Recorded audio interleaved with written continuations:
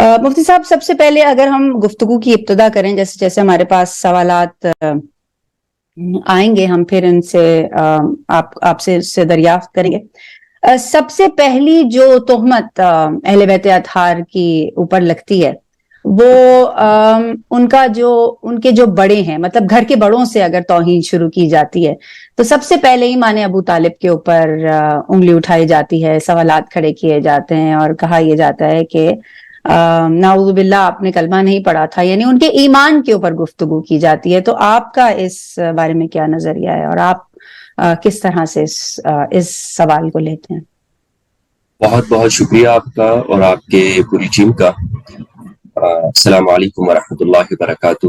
میں آپ کا نہایت متشکر ہوں کہ آپ نے مجھے اس پروگرام کے اندر مدعو کیا. اصل میں ہمیں ایک چیز سمجھنی ہوگی اور وہ یہ ہے کہ ہمارے ہاں جو محدثین ہیں انہوں نے کسی حدیث کو صحیح یا ضعیف قرار دینے کا جو معیار مقرر کیا ہے اس میں ہی کچھ خطا ہے.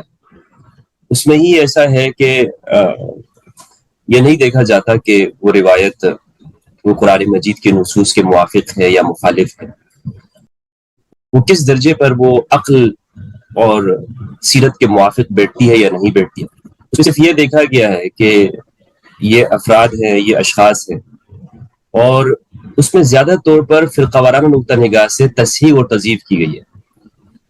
فرقہ وارانہ نقطہ نگاہ سے مراد یہ ہے کہ شروع زمانے کے اندر چونکہ یہ جتنے بھی سیاسی مخالفتیں ہیں، فرقے ہیں، اس کا آغاز اسی زمانے میں ہوتا ہے کہ جس وقت میں یہ تدوین حدیث ہو رہی تھی اور یہ علوم لکھے جا رہے تھے کہ یہ شخص صحیح ہے، یہ شخص صحیح نہیں ہے، اس سے حدیث لینی اور اس سے حدیث نہیں لینی. تو اس وقت میں وہ افراد جو حکمرانوں کے قریب تھے یا جن سے اس زمانے کی اسٹیبلشمنٹ راضی رہتی تھی، ان کے لیے انہوں نے مناقب لکھے. ان کے لیے انہوں نے کہا کہ اس شخص سے حدیثیں زیادہ لی جائیں گی اور اس سے لی جاتی رہی ہیں. تو ہونا یہ اس کا اثر یہ ہونا تھا کہ ابوین کریمین رسول اللہ صلی اللہ علیہ وآلہ وسلم کے والدین کریمین، ان کے بارے میں ایسی احادیث لائی گئی معاذ اللہ الیاذ باللہ کہ وہ جہنم میں. مسلم اور بخاری کے اندر روایتیں موجود ہیں. رسول اللہ صلی اللہ علیہ وآلہ وسلم نے غصے میں فرمایا کہ ان ابی و ابا کا فی النار، میرا باپ اور تمہارا باپ جہنم. اب کیا ہے یہ اسی لیے کہ چونکہ یہ جو روایت کرنے والے لوگ ہیں یہ ثقہ لوگ ہیں، یہ ایسے لوگ ہیں کہ یہ جھوٹ نہیں بولتے ہیں. اس چیز کو معیار رکھا گیا اور اسی پر پھر کتابیں لکھی گئی. اور ہمارے ہاں اہل سنت والجماعت کے اندر صحاح کا ایک مجموعہ ہے جسے کہا جاتا ہے صحاح ستہ، یعنی اس کے جو راوی ہیں یہ اتھینٹکس ہیں، یہ سچے ہیں، یہ صدوق ہیں، یہ ثقہ راوی ہیں. لیکن اس میں یہ ایلیمنٹ اور یہ عنصر ہمارے سامنے نظروں سے غائب رہا کہ ان کا حکمران طبقوں کے ساتھ کیا تعلق تھا اور یہ ان روایتوں کو ہی کیوں صحیح کہا گیا کہ جو اہل بیت علیہ السلام یا بنی ہاشم کی اس میں تنقیص ہوتی ہے یا مذمت بیان ہوتی ہے. مثال کے طور پر یہی ایک بات کہ رسول اللہ صلی اللہ علیہ وآلہ وسلم یہ فرمایا کہ ان ابی و ابا کا فی النار، میرے والد اور تمہارے والد جہنم میں الیاذ باللہ. اب اس روایت کو اس زمانے میں انہوں نے قرآن کے ساتھ مطابقت کیوں نہیں تھی؟ یعنی ایک شخص اگر یہ روایت دیکھ رہا ہے، وہ محدث ہے، فقیہ ہے، تو اس پر فرض تھا کہ وہ اس روایت کو وہ قرآن کے ساتھ جوڑ کے دیکھے کہ یہ قرآن کے ساتھ میچ کھا بھی رہی ہے یا نہیں کھا رہی. اور یہ اصول اگر وہ اپنے سامنے رکھتے کہ کل روایت تخالف القرآن فہو باطل، ہر وہ روایت جو قرآن کے مخالف ہے وہ باطل ہے. جس طرح کہ اہل البیت علیہ السلام کے نزدیک یہی معیار ہے کہ ہماری رائے یہ قرآن اول تو قرآن کے مخالف ہے، لیکن چونکہ بعد کے زمانے میں اگر کوئی اس طرح کوئی روایت ہو تو اس کا جانچنے کا معیار یہی ہے. لیکن اس وقت میں اس چیز کو معیار نہیں رکھا گیا اور انہوں نے کہا کہ بھائی ٹھیک ہے جناب، یہ لوگوں نے روایتیں کی. اب یہ روایت خواہ جناب ابو طالب علیہ السلام کے بارے میں یا آپ صلی اللہ علیہ وآلہ وسلم کے والدین کے بارے میں قرآن کے بالکل مخالف، واضح طور پر قرآن کے نص کے مخالف. وما كنا معذبین حتی نبعث رسولا، ہم کسی کو عذاب نہیں دیتے یہاں تک کہ ان کے اندر ایک رسول بھیجتے، ایک رسول ان کے اندر. تو آپ کے والدین کریم کیا، یعنی یہ ایک عقل مند آدمی بھی اگر اس کو دیکھے گا کہ جناب عبداللہ علیہ السلام نے کیا آپ کے زمانے کو پایا؟ اگر ہم اہل سنت منہج کے مطابق بھی رہیں نا تو اس اصول کو سامنے رکھنا ضروری تھا. میرا تو ماننا یہی ہے کہ یہ پورا خاندان بنی ہاشم یہ ولایت کے اعلیٰ مقام کے اوپر ہے. بلکہ قرآن مجید نے جو سورہ توبہ کی آیت کے اندر بیان کیا والسابقون الاولون من المہاجرین والانصار والذین اتبعوهم بإحسان رضی اللہ عنہم ورضوا عنہ. سبحان اللہ. اس میں سابقون اہل البیت علیہ السلام کے یہ افراد ہیں. جناب عبد المطلب ہے، جناب ابو طالب، جناب عباس، جناب حمزہ، جناب جعفر طیار، جناب اہل البیت علیہ السلام، خدیجۃ الکبریٰ ام المؤمنین علیہ السلام، اور پھر آپ کی اولاد مطہرہ فاطمۃ الزہراء علیہ السلام، یہ السابقون ہیں. ان کی پیروی کا حکم دیا گیا. لیکن افسوس کے ساتھ یہی کہنا پڑ رہا ہے کہ ہمارے نزدیک قرآن مجید یہ معیار نہیں رہا کسی چیز کو صحیح اور غلط دیکھنے کے لیے. ہمارے نزدیک معیار رہے ہیں فرقہ وارانہ نگاہوں کے ساتھ کہ جناب یہ ہمارے لوگوں نے اس چیز کو روایت کیا ہے.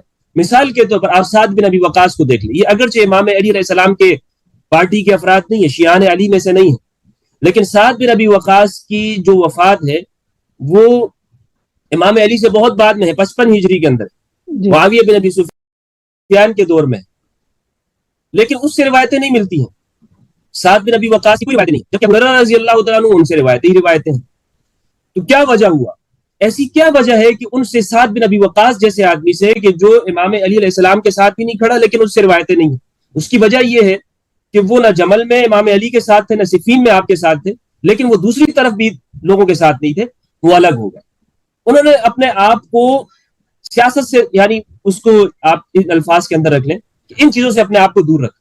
تو جب دور رکھا تو لوگوں نے ان سے علم بھی حاصل نہیں کیا. اور جن لوگوں نے حکمران طبقوں کے ساتھ تعلقات استوار کیے ان سے احادیث. تو جناب ابو طالب علیہ السلام یہ مظلوم شخصیت ہے جنہوں نے اپنی ساری زندگی رسول اللہ صلی اللہ علیہ وآلہ وسلم کا دفاع کیا، آپ کی پرورش کی، آپ کو پالا اور آپ کے تمام اخراجات پورے کیے، آپ کی نگہداشت کرتے تھے، اپنے بچوں کو آپ کے لیے رکھتے تھے کہ وہ ان کے لیے قربان ہو جائے. کسی بچے کو منع نہیں کیا، اپنی وائف کو منع نہیں کیا، فاطمہ بنت اسد علیہ السلام کہ وہ ایمان کے اوپر گئی اور آپ صلی اللہ علیہ وآلہ وسلم ان کو اپنی والدہ یقین کرتے تھے.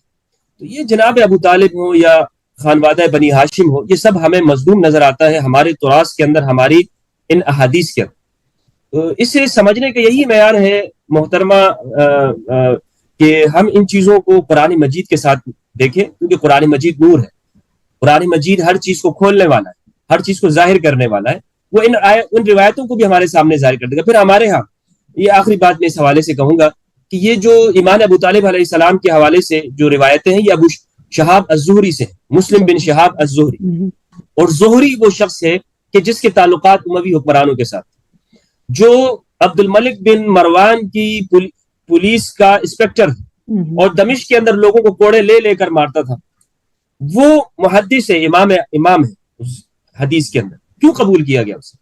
اس کے سامنے امام علی علیہ السلام کی توہین ہوتی ہے لیکن وہ چپ ہے، خاموش اسے قبول کرتا ہے. آپ یہ دیکھیں گے کہ وہ تمام روایات جو اہل البیت علیہ السلام کے حوالے سے ہوں یا غزوات کی ہوں، وہ ہمارے محدثین نے زہری سے لی ہیں. اور زہری کے کریکٹر اگر اس کے اوپر آپ غور کریں گے تو زہری کا کریکٹر یہی آپ کو نظر آئے گا کہ وہ اہل البیت علیہ السلام کے ان آدھا اور حکمرانوں کے ساتھ وہ. اس کو سمجھنے کی ضرورت ہے. میں کوشش یہ کرتا ہوں کہ ہم اصل وجوہات کو جانیں. اصل وجوہات ہمیں جب معلوم ہوگی کہ ہماری روایتیں وہ قرآن مجید سے اس کو جانچنے پرکھنے کا جو معیار ہے وہی درست نہیں ہے میرے نزدیک. بالکل. مفتی صاحب آپ نے قرآن کی بات کی اور اتفاق سے ہمارے پاس جو پہلا سوال آیا ہے ہمارے سامعین کی طرف سے وہ ثقلین ہی سے کے بارے میں ہے. جس طرح سے آپ ثقلین کا دفاع کرتے ہوئے نظر آ رہے ہیں، قرآن اور اہل بیت.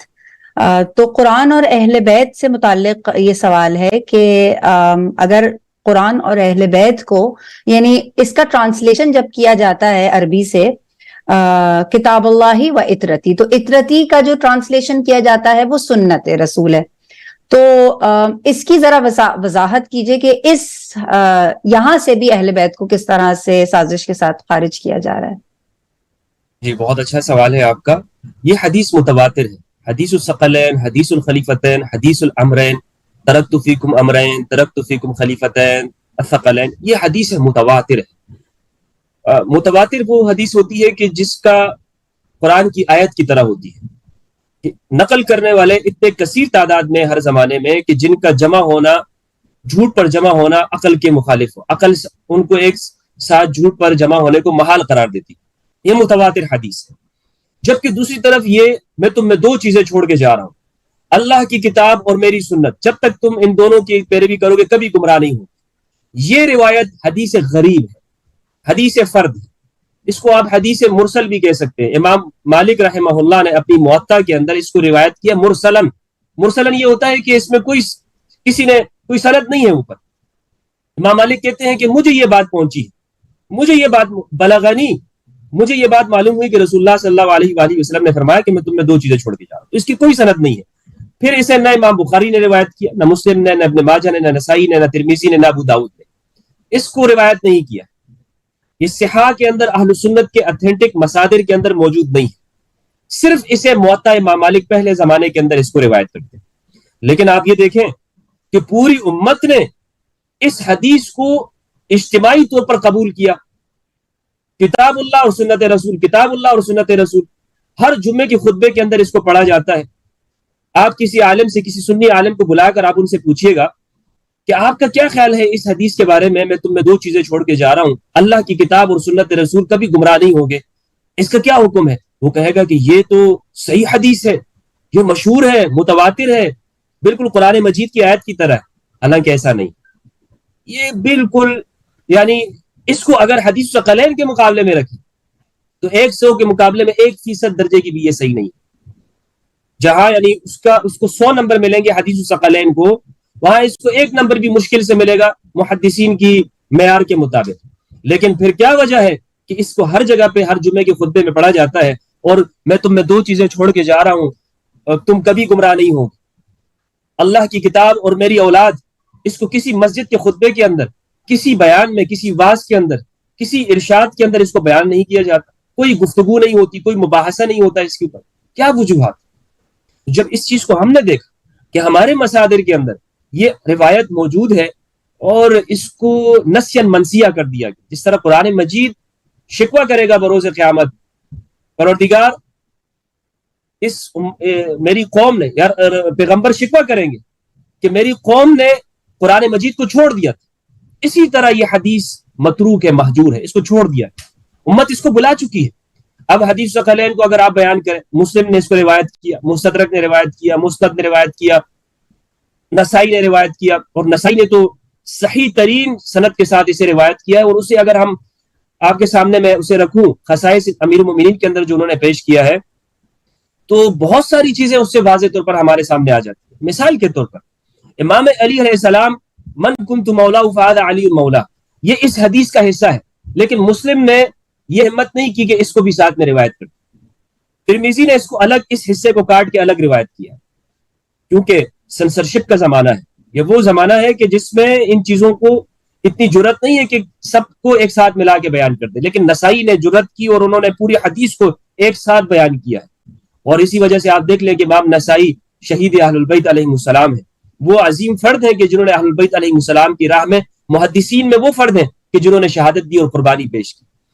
تو حدیث الثقلین یہ اتنی اہم حدیث ہے کہ جس کو اگر یہ امت اپنا لیتی تو اس کا علمی ورثہ، اس کا ثقافتی ورثہ، اس کے سیاسی، اقتصادی اور معاشرتی معاملات، اس کے سماجی معاملات، وہ کبھی بھی ڈس بیلنس نہ ہوتے، وہ ہمیشہ تا قیامت درست چلتے رہتے۔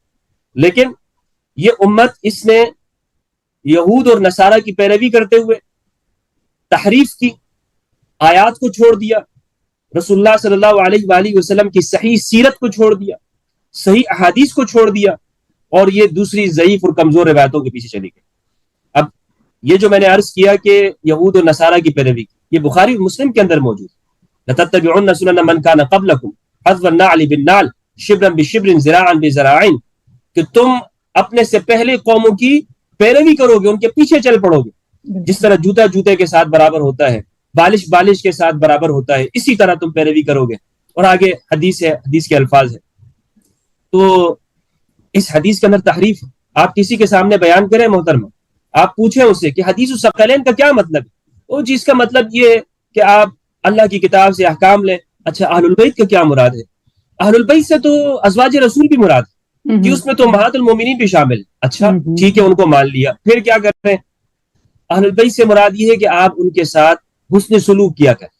آپ ان کے یعنی یہ حسن سلوک مجھے نہیں سمجھ میں آتا کہ اس کا کیا مطلب ہے. یعنی کہ جب امام حسین علیہ السلام کا نام آئے تو آپ وہ نام چوم لینا ہے آپ نے, یا کسی سید کو دیکھ لینا ہے تو اس کے دامن سے گرد جھاڑ لینی ہے. اس طرح کی ایک مجذوبانہ قسم کی, صوفیانہ قسم کی اس کی تعویلات کی گئی ہیں جس کا حقیقت سے کوئی تعلق نہیں.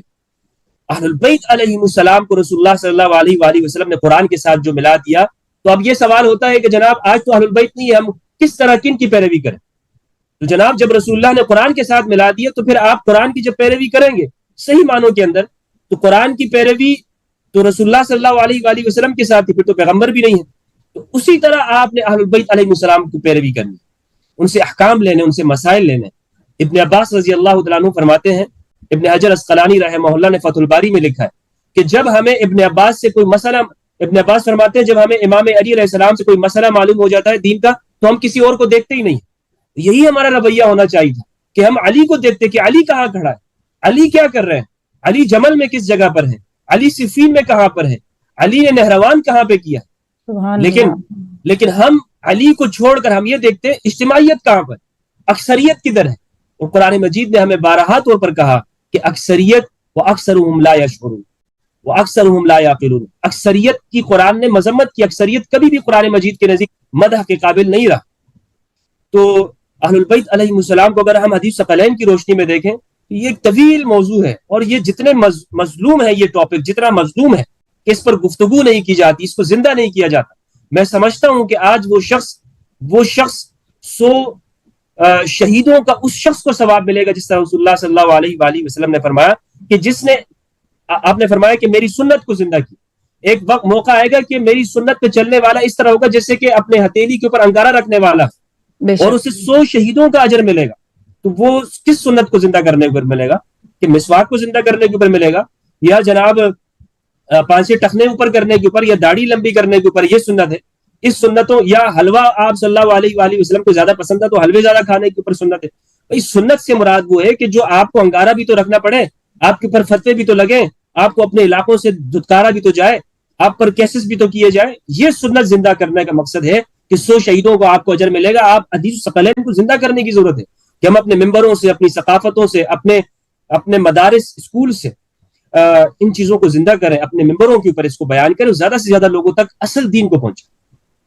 سبحان اللہ, بہت بہت شکریہ مفتی صاحب. اچھا, جہاں قرآن کی ہم بات کر رہے ہیں تو وہاں تو قرآن اہل بیت اطہار کو یعنی پنجتن پاک کو بالخصوص ثابت کرتا ہوا نظر آ رہا ہے کہ جب مباہلے کا میدان تھا اور مباہلے کی وہ آیت, لیکن کیونکہ زمانہ میڈیا اور سوشل میڈیا کا ہے تو جب ہم مباہلے کی بات کرتے ہیں اور قرآن کی اس آیت کا ریفرنس دیتے ہیں کہ کس طرح سے رسول اللہ نے اپنے بیٹوں, جب کہا گیا وہ ابناءنا و ابناءکم و نساءنا و نساءکم و انفسنا و انفسکم, تو ابناءنا میں حسن اور حسین علیہم السلام کو لے کر گئے, اور نساءنا میں جناب فاطمہ الزہرا سلام اللہ علیہا کو, اور اپنا نفس بنا کے مولا کائنات علی ابن ابی طالب کو جب رسول مکرم اسلام لے کر جا رہے ہیں. تو اس پہ بھی اعتراض ہوتا ہے کہ رسول اللہ جو تھے وہ پنجتن پاک کو ثابت کرنے کا یہ ہمارا ایک شاید نعوذ باللہ من گھڑت طریقہ ہے.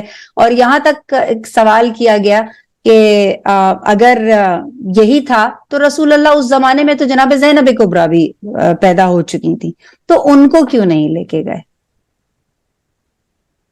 دیکھیں, یہ جو پنجتن پاک ہے نا, یہ کوئی شیعہ ٹائٹل نہیں ہے. بے شک یہ قرآنی ٹائٹل ہے, یہ حدیث کا ٹائٹل ہے, سنت نے دیا. پھر سب سے بڑی اہم بات میں آپ کو بتاؤں کہ ام المؤمنین عائشہ رضی اللہ تعالیٰ عنہا نے یہ روایت کیا. آپ صحیح مسلم کے اندر روایت ہے. پھر اہم بات یہاں پہ میں کرتے ہوئے پھر حدیث کا ریفرنس آپ کو دیتا ہوں کہ ہمارے ہاں معیارات نہ بدلتے رہتے ہیں. افسوس کی بڑی بات ہے. ہم کہتے ہیں جی قرآن سے دکھاؤ, قرآن سے دکھا دیتے ہیں, پھر کہتے ہیں حدیث سے دکھاؤ, حدیث دکھا دیتے ہیں تو کہتے ہیں نہیں اس میں تو ہمارے فلاں امام نے یہ بات کہی. تو یہ کسی ایک جگہ پر ٹکتے نہیں.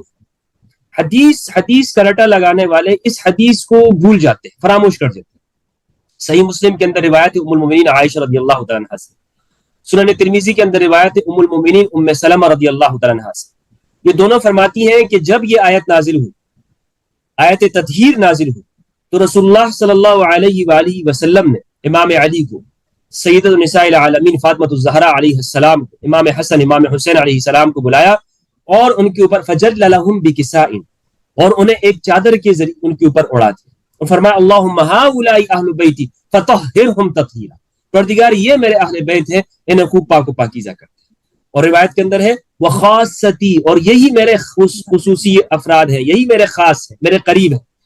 تو یہ اس کا راوی کوئی شیعہ نہیں ہے، یعنی کوئی پہلے زمانے کے اندر کوئی شیعہ راوی ہو تو ہم یہ کہیں کہ یہ تو شیعوں کی روایت ہے، مسلم کے اندر ہے، اور پھر ام المؤمنین عائشہ رضی اللہ تعالیٰ عنہا نے روایت کیا، اور پھر حضرت عائشہ رضی اللہ تعالیٰ عنہ کسی بھی طرح سے وہ کوئی شیعان علی میں سے نہیں آتی ہیں، وہ تو امام علی علیہ السلام کی ساتھ انہوں نے جنگ کی ہوئی ہے، یعنی وہ ایک دوسری طرف کھڑی ہوئی ہیں، لیکن ان سے یہ روایت ہے۔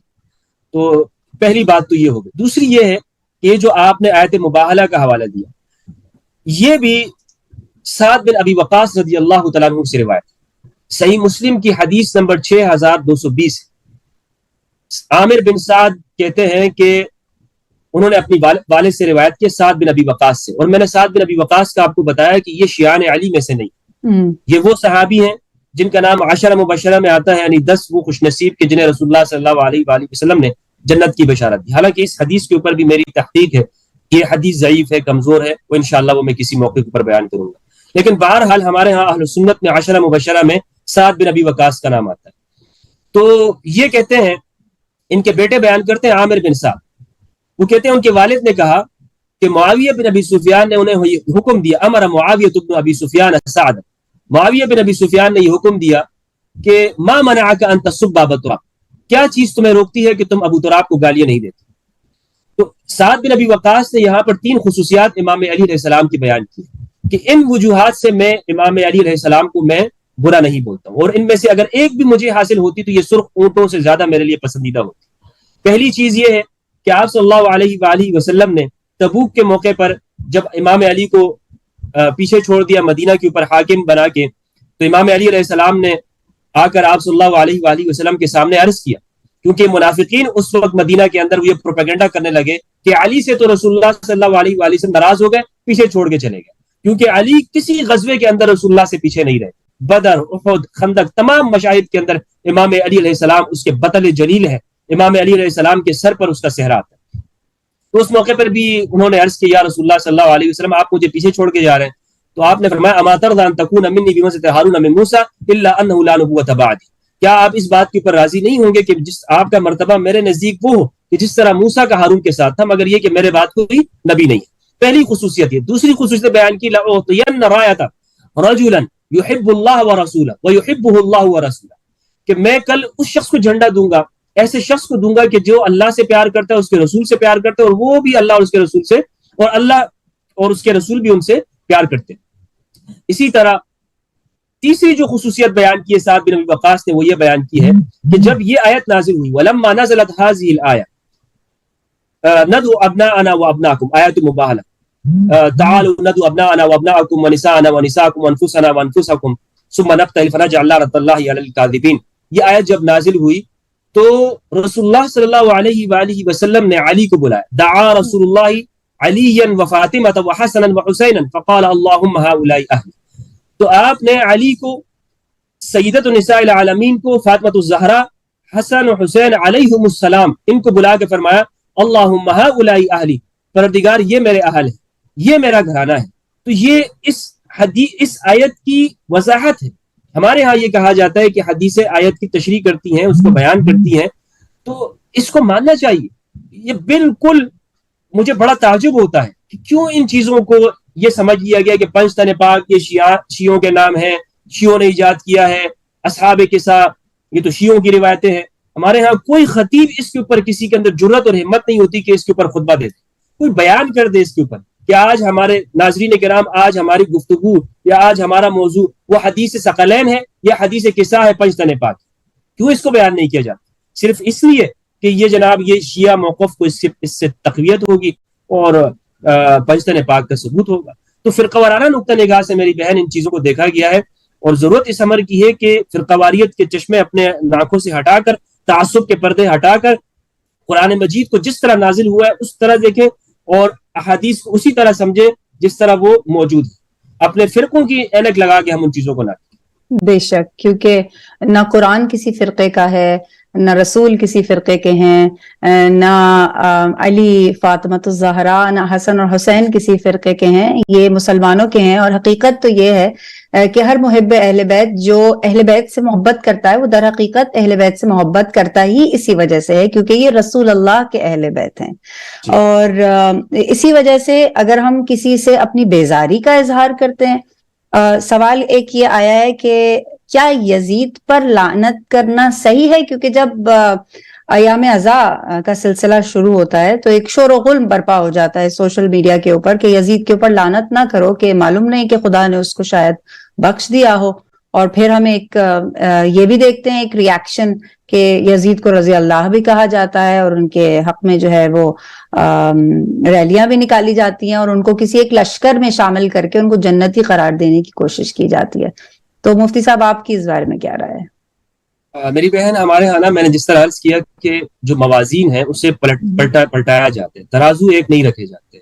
عربی میں کہتے ہیں الکیل بمکیالین، دو ترازو کے ذریعے تولنا. یعنی اپنے لیے تو ایک ترازو رکھا جائے، جب آپ میرے پاس آئے تو آپ کے لیے الگ ترازو اور پیمانہ اور معیار. یہ جو یزید ہے، یزید جس طرح حدیث قسطنطنیہ ہے بخاری کے اندر، اور اس کے ذریعے اس کا مغفور لہم ہونا ثابت کیا جاتا ہے کہ یہ جنتی ہے. میں اگر حقیقت کے ساتھ آپ کو بتاؤں تو یزید کے جرائم اور کارنامے وہ اپنے سے پہلے اموی حکمرانوں سے کوئی زیادہ نہیں ہے. یعنی یزید کے جو جرائم ہیں، اس نے امام حسین علیہ السلام کو شہید کیا، لیکن آپ یہ دیکھ لیں کہ اس سے پہلے جو کچھ ہوا امام علی علیہ السلام کو جنہوں نے شہید کیا، تو امام علی علیہ السلام کو بھی تو شہید کیا گیا. امام علی علیہ السلام تو نفس رسول ہیں. اچھا، پھر ہمارے ہاں اہل سنت وہ یہ کہتے ہیں کہ اکثر اہل سنت وہ اس کو شامل نہیں رکھتے. بعض تھوڑے سے متعصب ناصبی لوگ وہ اس میں یزید کو شامل کرتے ہیں، ورنہ اکثر اہل سنت وہ یزید کو اس حدیث کا حصہ نہیں مانتے. لیکن اگر آپ مجھ سے پوچھیں تو میں یہ کہوں گا کہ اہل سنت کو اپنے اصولوں پہ رہتے ہوئے یزید کو اس کا حصہ ماننا چاہیے، اور اسے بھی یہ سرٹیفکیٹ دینا چاہیے کہ وہ جنتی ہے. لیکن اب اہل سنت اپنے ہی معیار سے یہاں سے پیچھے ہٹتے ہیں اور یزید کو یہ سرٹیفکیٹ نہیں دیتے. وہ کہتے ہیں نہیں یزید اس میں شامل نہیں، وہ جناب وہ یزید تو یہ ہو گیا تھا، وہ پہلے ہو چکا ہے غزوہ. حالانکہ یزید اس کے اوپر امیر تھا. اس غزوہ قسطنطنیہ کے اوپر جو کیا ہے وہ باقاعدہ، یہ اس کو جتنا جھٹلانے کی کوشش کی جائے یہ اس طرح ہی بات ہوگی کہ آپ حقائق کو جھٹلائیں. حقیقت یہ ہے کہ یزید اس غزوے کے اندر شامل ہے، اور اس حدیث کی جو بشارت ہے، میں یہ الفاظ استعمال کرتا ہوں، یہ جو بشارت ہے کہ وہ جنتی ہے، اس کے اندر اس کو نکالنا بہت مشکل ہے. لیکن اہل سنت پھر بھی اس کو نکال دیتے، اور یہاں پر ایسے لوگوں کو شامل کر دیا جاتا ہے کہ جن کو شامل کرنا بہت مشکل تھا، جن کا شامل کرنا مشکل تھا انہیں شامل کیا جاتا ہے، اور جس کا شامل ہونا بہت آسان تھا اس کو نکال دیا جاتا ہے. تو یہ پیمانے معیار الگ الگ. بہرحال میرے نزدیک اگر آپ یہ پوچھیں، اور اہل سنت کا امام احمد بن حنبل، امام شافعی، امام مالک رحمہم اللہ، ان کے نزدیک یہی ہے کہ یزید اس کی کفر کے اوپر اس کی موت ہوئی ہے. اور اسی طرح زیدیہ کا بھی یہی موقف ہے، اور اکثر اہل البیت علیہم السلام کے موالین اور ان سے محبت کرنے والوں کا بھی یہی موقف ہے کہ یزید لعین تھا. اور اس کے یہ جرائم بہت بڑے جرائم ہیں، بلا شک و شبہ اس کے جرائم بہت بڑے. قرآن نے تو صاف کہا لعنت اللہ علی الکاذبین، جھوٹوں پر اللہ کی لعنت. جھوٹ سے بڑا، اور جھوٹ بھی ظلم ہے، جھوٹ ظلم ہے، تو جھوٹے شخص کے اوپر لعنت ہوتی ہے. قرآن مجید میں اس کی موجود ہے، اس کی اصل موجود ہے. لہٰذا اگر کوئی شخص یزید کے اوپر لعنت کرتا ہے تو وہ قرآن کے حکم کے اوپر عمل کرتا ہے. اور اس کے اوپر تو جواز لعن کے اوپر اہل سنت نے کتابیں بھی لکھی ہیں. ابن جوزی نے کتاب لکھی ہے، اسی طرح اہل سنت کے ہمارے مشائخ غماری انہوں نے کتاب لکھی کہ یزید کے اوپر لعنت کرنا جائز ہے، کوئی ایسی ظالم کے اوپر لعنت ہوتی ہے. بے شک. قبلہ ایک اور سوال آیا ہے، وہ یہ کہ جب بھی ہم اہل بیت اطہار کا ذکر کرتے ہیں، ٹی وی چینلز پر یہ ایک مزاج دکھا گیا ہے کہ جب ہم اہل بیت اطہار کا ذکر کرتے ہیں تو اس کے ساتھ ساتھ اصحاب کرام کا ضرور ذکر کیا جاتا ہے، اور پھر وہ سٹیئرنگ ویل کسی اور طرف موڑ لیا جاتا ہے. تو اور ایسا نہیں ہوتا کہ جب کبھی ہم اصحاب کا ذکر کریں تو اسٹیئرنگ ویل اہل بیت اطہار کی طرف یا ان لوگوں کی طرف جن کی طرف شیعہ انکلینیشن، میں اگر کھل کے کہوں کہ شیعہ انکلینیشن جب نظر آتی ہے ان کا ذکر نہیں ہوتا. یہ مزاج آپ کے نزدیک کیا ہے؟ میری بہن، یہ تو آپ ان صحابہ جو شیعہ صحابہ ہیں ان سے تو آپ ہٹ کر اگر آپ دیکھیں تو جو رسول اللہ صلی اللہ علیہ وآلہ وسلم کے وہ اصحاب جو دونوں میں متفق ہیں ان کا ذکر بھی نہیں ہوتا ہے. مثال کے طور پر بالکل، مثال کے طور پر 313 بدری صحابہ 313 بدری صحابہ، مجھے تاریخ کی کتاب بتا دیں جس میں 313 بدری صحابہ کے نام موجود ہیں. یعنی اہل سنت کے مصادر کے اندر واقف ہی نہیں ہے کہ 313 بدری صحابہ کون تھے، ان کی اکثریت کون تھی، کسی کو معلوم نہیں ہے، اکثریت کے نام نہیں معلوم. اس کی کیا وجہ؟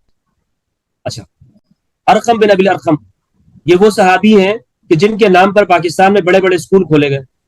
ارقم بن ابی الارقم وہ نام ہے کہ جن کے نام پہ لوگوں نے بہت پیسے کمائے ہیں، لیکن اس صحابی کو کوئی جانتا ہی نہیں ہے، اس کے اوپر کوئی بیان ہی نہیں ہوتا.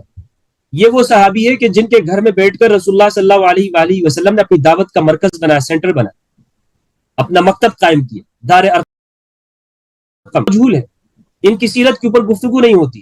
میں نے تو نہیں سنا آج تک کہ جس نے کہا ہو کہ شان ارقم بن ابی الارقم رضی اللہ تعالیٰ عنہ کا جلسہ منعقد کیا جائے. نہیں، میں نے نہیں سنا. اسی طرح خباب بن الارت رضی اللہ تعالیٰ عنہ بدری صحابی ہیں، السابقون الاولون میں سے. یہ وہ صحابی ہیں کہ جن کو انگاروں کے اوپر لٹایا جاتا تھا. یہ صفین میں امام علی علیہ السلام کے ساتھ، ان کے اوپر کبھی گفتگو سنی گئی؟ ہم نے تو نہیں سنی ہے. خزیمہ بن ثابت رضی اللہ تعالیٰ عنہ، یہ وہ صحابی ہے جن کی ایک جان کو رسول اللہ نے فرمایا کہ یہ دو کے برابر ہے. یعنی خزیمہ ومن شہد لہ خزیمہ فحسبہ، جس کے لیے خزیمہ گواہی دے دے تو ایک گواہی دو کے برابر ہے. یعنی یہ صحابی ایسا ہے جس کی شان یہ ہے کہ یہ ایک صحابی دو کے برابر ہے. یہ پتہ ہے یہ کہاں شہید ہوئے؟ یہ صفین میں امام علی علیہ السلام کے ساتھ شہید. لیکن یہ بدری صحابی ہے، یہ جلیل القدر صحابی ہے، اس کی گواہی دو کے برابر ہے. اس کا کوئی ذکر موجود نہیں ہے. جعفر طیار رضی اللہ تعالیٰ عنہ، ان کا کوئی بیان ہمیں ملتا ہے؟ ٹی وی کے اوپر کوئی بیان ہو رہا ہوتا ہے صحابہ میں سے. یعنی وہ کیوں ہے کہ صحابہ صرف وہی مراد ہے صحابہ سے کہ جنہیں حکومتیں ملی ہیں اقتدار میں؟ آپ صرف انہی کو صحابہ کیوں سمجھتے؟ کیا یہ صحابہ نہیں ہے؟ جعفر طیار صحابی نہیں ہے؟ حمزہ رضی اللہ عنہ صحابی نہیں ہے؟ کیا ارقم بن ابی الارقم، خباب بن ارد، عمار بن یاسر، خزیمہ بن ثابت، ابو ایوب انصاری یہ صحابی نہیں ہے؟ ابو ایوب انصاری رضی اللہ تعالیٰ عنہ، حذیفہ بن الیمان. ابو ایوب انصاری وہ شخص ہیں کہ جو جمل میں بھی امام علی کے ساتھ ہے، صفین میں بھی امام علی کے ساتھ، اور میزبان رسول ہے صلی اللہ علیہ وآلہ وسلم. سعد بن عبادہ رضی اللہ تعالیٰ عنہ، جلیل القدر صحابی ہے سعد بن عبادہ. مدینہ کے سب سے عظیم فرد ہے سعد بن عبادہ. وہ فرد ہیں کہ رسول اللہ کی جنگوں کا جو جھنڈا ہے وہ دو افراد کے پاس ہوتا تھا، یا تو امام علی علیہ السلام کے پاس، اور یا سعد بن عبادہ کے بیٹے ہیں قیس بن سعد. قیس بن سعد یہ بھی بدری ہیں، ان کے والد سعد بن عبادہ یہ بھی بدری ہیں، لیکن ان کا کوئی ذکر نہیں ہے، اس لیے کہ ان کے بیٹے قیس یہ امام علی علیہ السلام کے کمانڈر رہتے تھے. ہر موقع پر امام علی ان کو آگے کرتے تھے، آگے ہو جاؤ قیس، بہادر تھے. مدینہ میں سب سے سخی انسان سعد بن عبادہ تھے، لیکن ان کا کوئی بیان نہیں ہے. اس لیے بیان نہیں ہے کہ حضرت عمر رضی اللہ عنہ کے زمانے میں نامعلوم افراد نے ان کا شام میں قتل کر دیا تھا، اور پھر کنویں کے اندر سے ایک آواز سنائی دی تھی، قتلنا سید الخزرج سعد بن عبادہ رمیناہ بسہم فلم یخطف فؤادہ. ہم نے خزرج کے سردار سعد بن عبادہ کو قتل کر دیا ہے، اور ہم نے ایسا تیر چلایا جو اس کے سینے کے آر پار ہو گیا. سعد بن عبادہ رضی اللہ تعالیٰ عنہ بیت عقبہ ثانیہ کے اندر موجود ہے، بیت عقبہ ثالثہ کے اندر موجود ہے، اور رسول اللہ کو مدینہ کے اندر انوائٹ کرنے والے سعد بن عبادہ رضی اللہ عنہ. لیکن ان کا کوئی بیان نہیں ہے، کوئی ان کی سیرت کے اوپر چرچا نہیں ہوتا، ان پر گفتگو نہیں ہوتی، ان پر خطابات نہیں ہوتے، واز نہیں ہوتے. کیا وجہ؟ ہم نے صحابہ کی تقسیم کر دی ہے. یہ صحابہ وہ ہیں کہ جن کے فضائل بیان کرنے، اور یہ صحابہ ان کے فضائل بیان نہیں کرنے. تو اہل البیت علیہ السلام تو ہمارے ہاں ان کے لیے تو ایک صرف جو فضائل ان کے بیان کیے جاتے ہیں وہ بھی اس وجہ سے کہ آج کل یہ اٹھ گئی یہ بات کہ جی حدیث ثقلین کو بیان نہیں کرتے، یا شیعہ جو ہے نا وہ اہل البیت کا زیادہ بیان کرتے ہیں. تو ہمارے ہاں لوگ وہ اپنے شرم کو بچانے کے لیے اہل البیت علیہ السلام کا ذکر کہیں پر امام حسین علیہ السلام کا نام لکھ دیتے ہیں دیواروں کے اوپر، یا دیواریں سیاہ کر دیتے ہیں، یا بینر لگا دیتے ہیں، مگر عملی طور پر زندگی کے اندر ان کی سیرت کو بیان نہیں ہوتا. اور میں یہ بھی آپ کو یہاں پہ بتاتا چلوں کہ ہمارے اہل سنت مساجد نے ان کے جو فضائل بیان کیے ہیں بہت زیادہ ہیں. یعنی وہ فضائل وہ حقیقت کے اندر اس کا ایسا نہیں ہے کہ موجود نہیں ہے, وہ وہاں پہ سب موجود ہے, لیکن اس کا پھر بھی بیان نہیں ہوتا. یہ تو ہمارے ہاں بہت کچھ دیکھنے کے اندر آتا ہے کہ صحابہ, اور پھر صحابہ میں بھی وہ صحابہ نا جو قرآن مجید کے صحابہ, قرآنی صحابہ ہے, ان کا بیان کہاں ہوتا ہے؟ یعنی سعد بن صحابہ عبادہ کا اگر ذکر کیا جائے گا پھر تو قاتلین کا بھی ذکر کرنا پڑے گا, اور ان کے قتل کا اور ضروری ان بات کے ہے, ضروری اختتام کا بات بھی ہے. ذکر کرنا پڑے گا, اسی لیے دیکھیے ان کے ذکر کو کیا ہی نہ جائے تاکہ ظاہر ہے. اور عمومی طور پر یہ بھی دیکھا جاتا ہے, ایک مزاج یہ بھی ہے کہ تاریخ نہ پڑھو. یہ کیا فارمولا ہے؟ تاریخ نہ پڑھیں, حدیثیں تو پڑھ لیں. حدیثوں سبحان یہ جو اللہ. حضرت سعد بن عبادہ رضی اللہ تعالیٰ عنہ ہے, یعنی ان کی سیرت آپ دیکھیں, ان کے بارے میں یہ جو آپ نے اختلاف ذکر کیا بخاری کے اندر موجود ہے. ثقیفہ بنی ساعدہ کے اندر سعد بن عبادہ کھڑے ہوئے تھے اور انہوں نے اختلاف کیا تھا حضرت ابوبکر رضی اللہ تعالیٰ عنہ کہ میں بیعت نہیں کرتا ہوں, بیعت نہیں کی تھی, اور آخری زندگی تک بیعت نہیں کی تھی. اور ہمارے یہ روایت بھی موجود ہے کہ جس نے اپنے امام کی بیعت نہیں کی وہ جاہلیت کی موت مرے گا.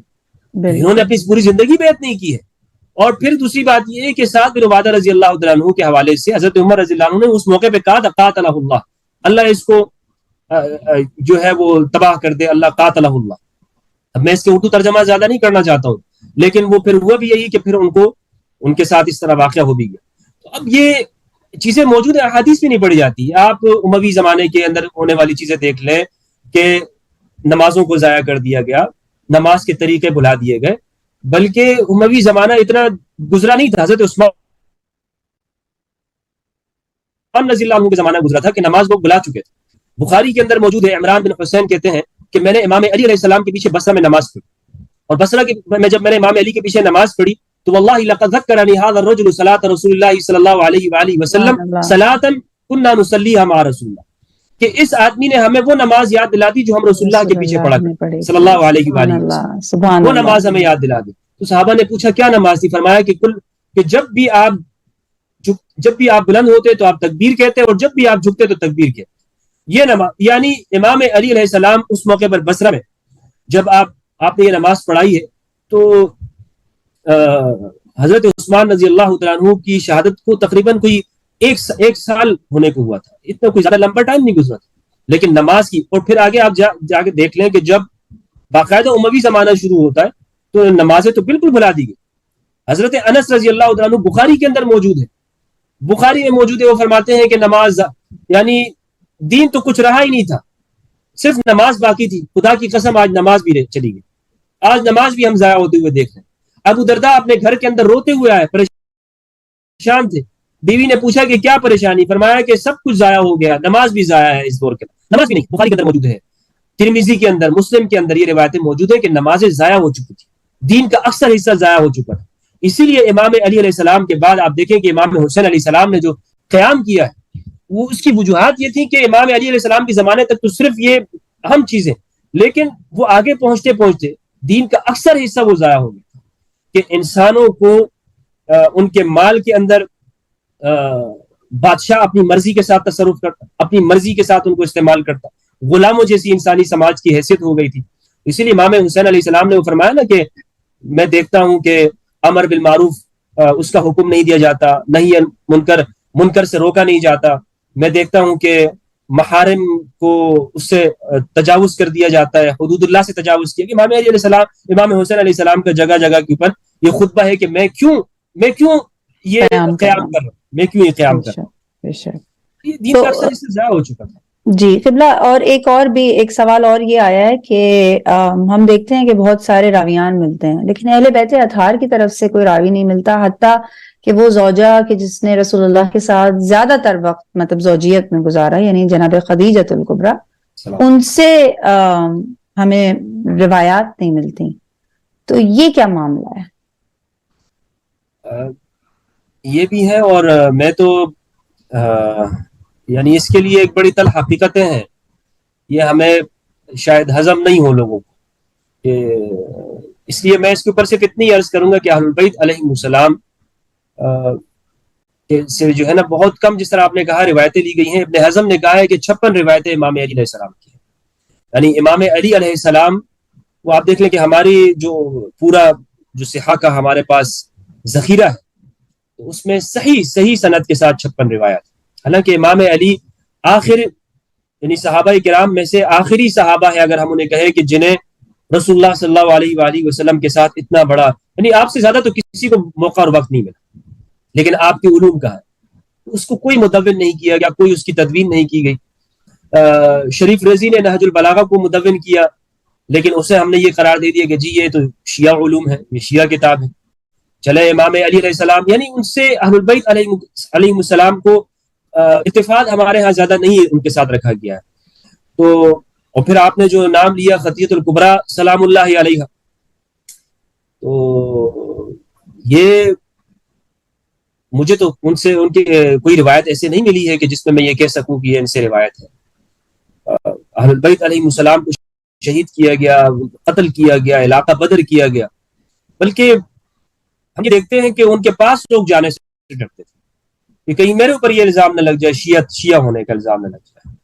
اہل البیت کو تو ایک خاص فرقے کا نمائندہ بنا کر پیش کیا گیا, اسی لیے آپ یہ روایتیں دیکھیں گے آپ کو نہیں ملے گی, ہمارے اس میں تقریباً روایتیں آپ کو نظر نہیں آئے. بخاری کو ایک اور سوال ہے, جی ایک اور سوال یہ آیا ہے کہ کیونکہ ہمارے پاس وقت کی قلت ہے اور قرآن جیسے اس بات کی اہمیت کے اوپر بہت زیادہ ایمفسائز کرتا ہے کہ علم والوں کو ان لوگوں پہ فضیلت حاصل ہے کہ جن کے پاس علم نہیں ہے, تو رسول اللہ اگر مولا کائنات کو باب علم کہہ رہے ہیں تو ان کی حیثیت, کیونکہ بہت سارے ایسے محدثین اور بہت سارے ایسے لوگوں نے مولا کائنات کو صحابیوں میں شمار نہیں کیا, اہل بیت اطہار میں کلم کلہ ببانگ دہل شمار کیا ہے, تو ان کے علم کی کیا حیثیت ہے اور کہ جو انسان زیادہ علم رکھتا ہے منصب اس کے پاس نہیں ہونا چاہیے؟ احمد بن حنبل سے ان کے بیٹے نے پوچھا, عبداللہ نے, اور اس کو ابن جوزی نے بھی نقل کیا ہے مناقب احمد کے اندر, سے پوچھا کہ بابا جان یہ بتائیے کہ صحابہ کرام کی فضیلت کیا ہے. تو احمد بن حنبل رحمہ اللہ نے کہا کہ حضرت ابوبکر رضی اللہ تعالیٰ عنہ, پھر عمر رضی اللہ عنہ, پھر حضرت عثمان رضی اللہ عنہ, پھر وہ نام لیے عشرہ مبشرہ کے. تو بیٹے نے پوچھا کہ آپ نے علی کا نام نہیں لیا اس میں, تو آپ نے سب صحابہ کا نام لے لیا, علی کا نام نہیں لیا. تو انہوں نے کہا کہ بیٹا آپ نے مجھ سے صحابہ کا پوچھا تھا, اہل البیت کا نہیں پوچھا. سبحان اللہ. اہل البیت علیہ السلام کے ساتھ ہم کسی کو بھی برابر نہیں کرتے اس امت کے اندر. یہ احمد بن حنبل رحمہ اللہ نے, اگر یہ آپ ممکن ہوتا تو میں یہاں اسکرین پہ بھی دکھا دیتا ہوں. تو اہل البیت امام علی علیہ السلام اہل البیت علیہ السلام میں ان کے سید ہیں, یعنی ان کے بھی سردار ہیں, ان کے بھی ٹاپ پر ہیں, اور امام حسن اور امام حسین علیہ السلام سے تو افضل ہے, کیونکہ رسول اللہ نے فرمایا وہ ابوہما خیر منہما, اور ان کے والد وہ ان سے بہتر ہیں. بے شک. تو علم وہ تو امام علی علیہ السلام. اور حضرت عمر رضی اللہ عنہ بخاری کے اندر روایت ہے, اقرأنا ابی و اقدانا علی, ہم میں سب سے زیادہ فیصلہ کرنے میں, بہترین فیصلہ کرنے میں وہ علی علیہ السلام. یہ حضرت عمر کی گواہی ہے. تو جو فیصلہ کرنے میں سب سے زیادہ بہتر ہو, تو اس کا مطلب یہ ہے کہ اس کے پاس علم بھی سب سے بہتر ہو, علم بھی سب سے بہتر ہوگا. اور پھر میں نے عرض یہ کیا کہ یہ حدیث ثقلین کا ہی حصہ ہے, من کنت مولا فاز علی المولا, یہ حدیث ثقلین کا حصہ ہے. تو ولایت اسی کو, اقتدار اسی کو حاصل ہوگا, حق اسی کو زیادہ حاصل ہوگا کہ جس کو علم زیادہ ہو, کہ جو جانے گا کہ اس شخص کا کیا حق. رسول اللہ صلی اللہ علیہ وآلہ وسلم نے اس میں پہلے اپنے بارے میں فرمایا کہ الست اولی بالمؤمنین من انفسہم, کیا میں مومنوں کو ان کی جانوں سے زیادہ قریب نہیں ہوں؟ سب نے کہا بلا یا رسول اللہ. فرمایا کہ جو اس پہ ایمان رکھتا ہے اس آیت کے اوپر, اسے یہ بھی ایمان رکھنا ہوگا کہ من کنت مولا وفاز علی المولا, اللہم والی من والا وعد. سبحان اللہ, سبحان اللہ. یہ ولایت علم کے ساتھ جڑی ہوئی ہے, علم کے بغیر نہیں. بے شک. اچھا, ہم اہل تشیع حضرات کو ایک مخصوص قسم کا ٹائٹل دیا جاتا ہے خارجی, اور رافضی کہتے ہیں, رافضی, غالب معذرت, رافضی, اور رافضی کا مطلب یہ ہے کہ نکل جانا. تو یہ آپ تھوڑا سا اس کے اوپر غور فرمائیں گے کہ یہ رافضی حقیقت میں جو نکل جاتا ہے وہ کون ہوتا ہے, اور کیا یہ اہل بیت اطہار کے چاہنے والوں پہ کہ جو رسول اللہ کو بھی دل و جان سے اور دیوانوار محبت کرتے ہیں, اہل بیت اطہار سے بھی محبت کرتے ہیں, ان لوگوں سے محبت کرتے ہیں جو ان سے محبت کرتے ہیں اور ان سے بغض رکھتے ہیں کہ جو ان سے بغض رکھتے تھے, تو ہم اس ڈیفینیشن پہ کیسے, رافضی کی ڈیفینیشن پہ کیسے آتے ہیں؟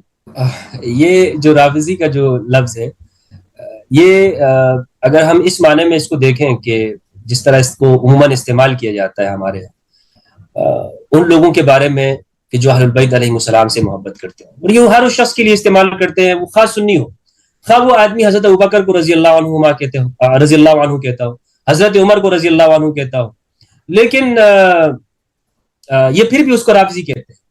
کس شخص کو؟ کہ جو اہل البیت علیہ السلام کے فضائل بیان کرتے ہیں, اہل البیت علیہ السلام کی حقوق کا بیان کرے تو یہ کہتے ہیں یہ رافضی ہے. امام شافعی کو رافضی کہا گیا.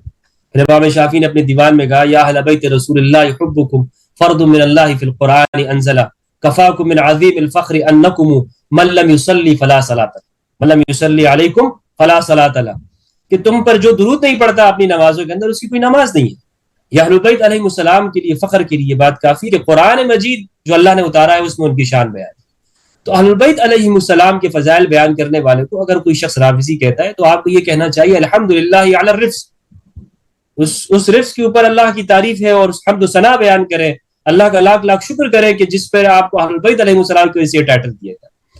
لیکن اس کا دوسرا ایک مفہوم وہ ہے کہ جو امام زید علیہ السلام نے بیان کیا. امام زید علیہ السلام سے جب ہشام بن عبد الملک الموی کے خلاف خروج کیا تھا تو امام زید کو کچھ لوگوں نے چھوڑ دیا اور انہوں نے شیخین حضرت ابوبکر اور عمر کے بارے میں سوال کیا تھا. تو حضرت انہوں نے کہا کہ وہی ہم کہتے ہیں جو ہمارے والدین کہتے تھے, جو ہمارے آبا کہتے تھے. تو کچھ لوگوں نے چھوڑ دیا, تو لشکر نے چھوڑ دیا, آپ نے فرمایا رفضونا, انہوں نے ہمیں چھوڑ دیا. تو اس سے معلوم یہ ہوتا ہے کہ رافضی وہ شخص ہوتا ہے کہ جو اہل البیت علیہ السلام کو چھوڑ دیتا ہے, جو اہل البیت علیہ السلام کا ساتھ چھوڑ دے تو ان کا ذکر نہ کرے, یا آپ ان کے سامنے اہل البیت علیہ السلام کا بیان کرے اور وہ آپ کو کہے کہ نہیں یار کوئی اور ذکر چھیڑ دو, کوئی اور گفتگو چھیڑ دو. تو ایک تو یہ ہے. دوسری بات یہ ہے کہ رفض کا معنی ہے آپ چھوڑ دینا, یعنی رافضی ہر وہ شخص ہے کہ جو اہل البیت علیہ السلام کو چھوڑ دے, جو کسی کو بھی وہ اگر وہ چھوڑ دے اور وہ بغض رکھتا ہو تو وہ رافضی ہوتا ہے. بے شک بے شک. اور ہم یہ سمجھتے ہیں کہ یہ ٹائٹل ہمارے لیے تہمت نہیں, ہمارے لیے فخر ہے. آپ نے بہت خوب اس چیز کو ارشاد کیا. قبلہ اہل بیت اطہار کی ان کا دفاع کرنا کوئی چھوٹا کام نہیں ہے. انشاءاللہ سب لوگوں کی زندگیاں اس میں خرچ ہو جاتی ہیں, اور ہم نے دیکھا ہے کہ کس طرح کی سازشیں ہوئیں. عبداللہ ابن سبا کا بھی ایک ڈھونگ رچایا گیا. مختصراً آخری سوال بس میں یہی آپ سے لینا چاہوں گی کہ اذان کا ٹائم ہو رہا ہے, فجر کی اذان کا ٹائم ہے, تو چلے پھر ہم ہاں بالکل مختصراً آپ اس کو کیجئے اور پھر ہم آپ سے اجازت چاہیں گے. بس یہ میں دعا کروں گا کہ اللہ سبحانہ و تعالی ہم سب کو یہ توفیق دے کہ ہم قرآن مجید کی اندر تدبر کریں اور اہل بیت علیہ السلام کی اتباع کریں. حدیث الثقلین کو میری بہن ہمیں زیادہ سے زیادہ عام کرنے کی ضرورت ہے. میں اپنے دوست احباب سے یہ کہتا رہتا ہوں کہ کسی کو آپ شیعہ نہ بنائیں. شیعہ بنانے کی کوئی ضرورت نہیں ہے. آپ یعنی یہ کوئی ضروری نہیں ہوتا کہ آپ کہیں کہ جناب میں کوئی شیعہ ہو جاؤں یا دوسرا بندہ شیعہ ہے. یہ شیعت کیا چیز ہے؟ یعنی امام علی علیہ السلام کا شیعہ ہونا اس پہ تو فخر کی بات ہے, ہر مسلمان اور مومن کو ہونا چاہیے. لیکن اس معنی کے اندر کہ آپ یہ کہیں کہ واقعتاً یہ بندہ جس کو کہتے ہیں وہ کنورٹ ہو جائے. اہم چیز یہ ہے کہ آپ حدیث الثقلین کو بیان کریں. حدیث الثقلین وہ ہر سوال کا جواب ہے, خلافت کا جواب ہے, خلافت کا مسئلہ حل کر دیتی ہے. حدیث الثقلین قرآن مجید میں تدبر کا مسئلہ حل کر دیتی ہے. حدیث الثقلین احادیث کو پرکھنے کا معیار بتا دیتی ہے. حدیث الثقلین بتا دیتی ہے کہ شروع سے لے کر آخر تک کس نے ظلم کیا. حدیث الثقلین بتا دیتی ہے کہ کون شخص حق پر ہے, کون باطل کے اوپر ہے. یہ میرے نزدیک تو حدیث الثقلین کسوٹی ہے. حدیث الثقلین وہ حدیث ہے کہ جو معیار ہے ایمان کا اور نفاق کا. ایک شخص کے سامنے آپ حدیث الثقلین پڑھ دیں, اگلے ہی لمحے میں آپ کو اس کے ایمان کا اور نفاق کا پتہ چل جائے. بے شک حدیث الثقلین کے بعد بہت شکریہ. میں نے اپنے زمانے کے ابو ذر غفاری مثل ابو ذر غفاری, پروردگار آپ کو ان کی سنت پر چلنے کی توفیق عنایت فرمائے اور آپ کو اہل بیت اطہار کے ساتھ روز قیامت محشور فرمائے. والسلام علیکم ورحمۃ اللہ.